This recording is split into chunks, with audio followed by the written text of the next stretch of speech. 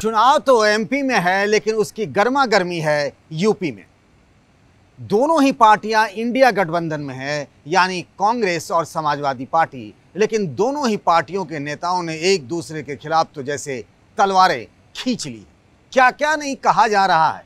साथ चुनाव लड़ने और लोकसभा तक चुनाव लड़ने का वादा और इरादा था, और अब तो एक दूसरे को देख लेने की धमकी दी जा रही है।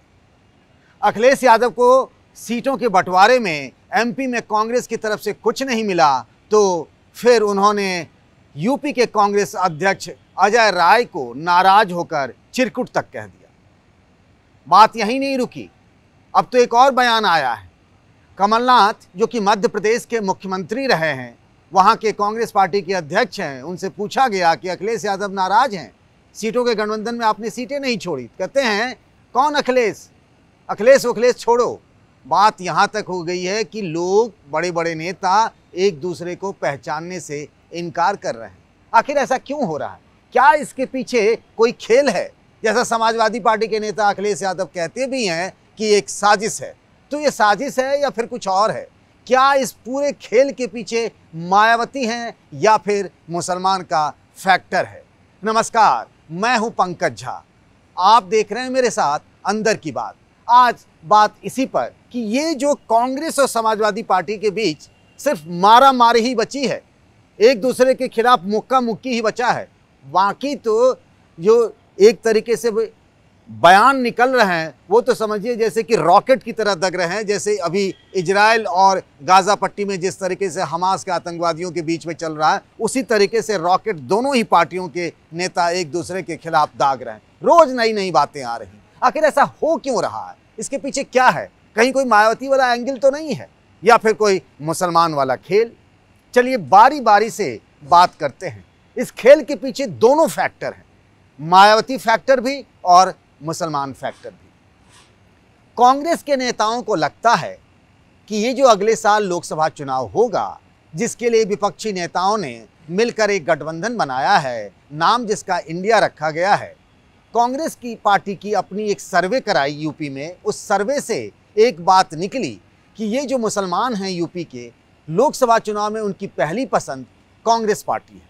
खासतौर से राहुल गांधी का जिक्र आता है कि भारत जोड़ो यात्रा के बाद राहुल गांधी की एक छवि आई है कि वो मुस्लिम समाज के साथ खड़े नजर आते हैं। बीजेपी के खिलाफ अगर कोई लड़ता हुआ दिख रहा है तो राहुल गांधी है। ये कांग्रेस पार्टी को समझ में आ रहा है। कांग्रेस पार्टी की ऐसी सोच है।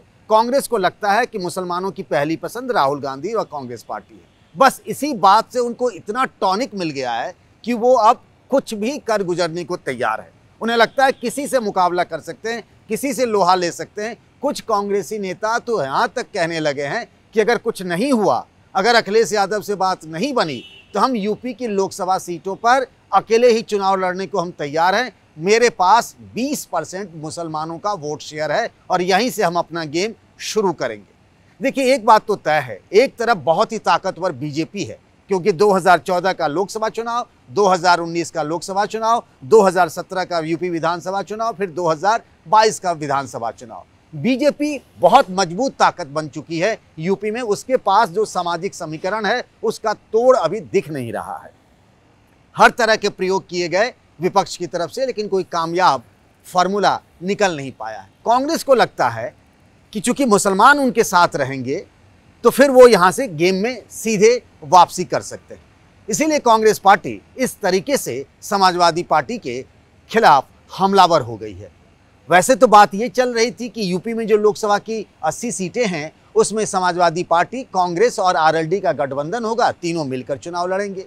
लेकिन जब एमपी में सीटों का बंटवारा नहीं हुआ, जिसके बारे में ये कहा जा रहा था और कहा जा रहा है अखिलेश यादव और उनकी समाजवादी पार्टी की तरफ से कि सीटों के समझौते का प्रपोजल यानी प्रस्ताव तो कांग्रेस की तरफ से ही आया था, वो तो अकेले विधानसभा चुनाव लड़ने को तैयार थे।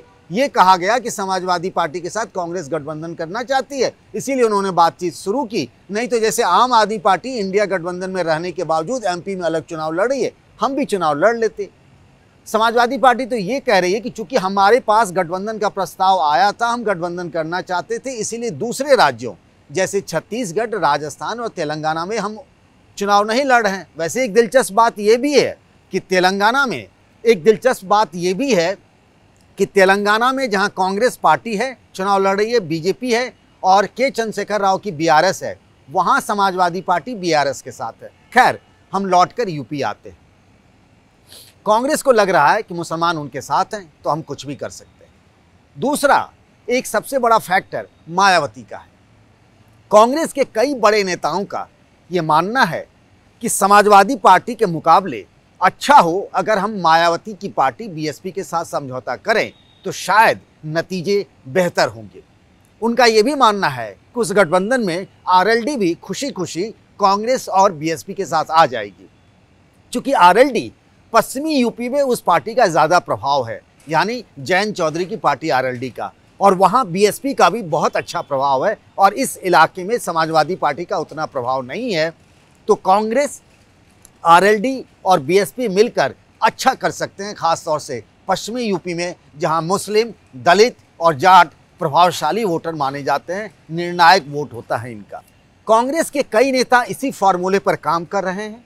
हालांकि उनकी बातचीत सीधे सीधे बीएसपी की सुप्रीमो मायावती से नहीं हुई है, लेकिन बीएसपी पार्टी के कई ताकतवर नेताओं से उनकी मुलाकातें और बातें हो रही हैं और वो ये चाह रहे हैं कि किसी भी तरीके से बीएसपी के साथ समझौता हो जाए।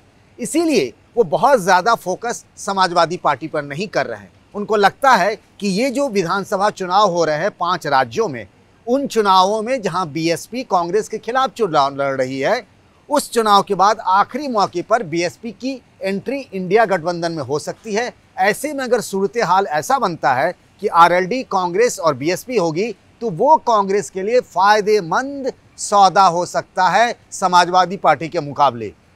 और यही वो वजह है कि कांग्रेस के नेता इस पूरे झगड़े में, यानी समाजवादी पार्टी बनाम कांग्रेस के झगड़े में पीछे हटने को तैयार नहीं है। वो एक प्लान बी पर भी काम कर रहे हैं। प्लान ये है कि वो समाजवादी पार्टी के साथ मिलकर चुनाव लड़ें, और प्लान बी ये है कि अगर समाजवादी पार्टी नहीं तो फिर हम इन पार्टियों के साथ, यानी मायावती के साथ समझौता करके चुनाव लड़ें। हालांकि अभी तक मायावती ने अकेले चुनाव लड़ने का ही फैसला किया है, वो विधानसभा हो या लोकसभा, वो कई बार ये बात कह चुकी हैं। लेकिन कांग्रेस के दोनों हाथ में लड्डू है, इस फॉर्मूले पर वो काम कर रही है। इसीलिए इस अखिलेश यादव बनाम कांग्रेस के झगड़े में दोनों फैक्टर काम कर रहे हैं, मायावती भी और मुसलमान भी। आपकी क्या राय है? बेझिझक मुझे बताइएगा। और किस मुद्दे पर आप हमसे बात करना चाहते हैं, अगर ये भी बताएंगे तो बहुत अच्छा रहेगा। हम अगली बार उसी मुद्दे पर आपसे बात करेंगे। तब तक आप नवरात्रि का उत्सव मनाइए और अपना ख्याल रखिएगा। तब तक के लिए नमस्कार।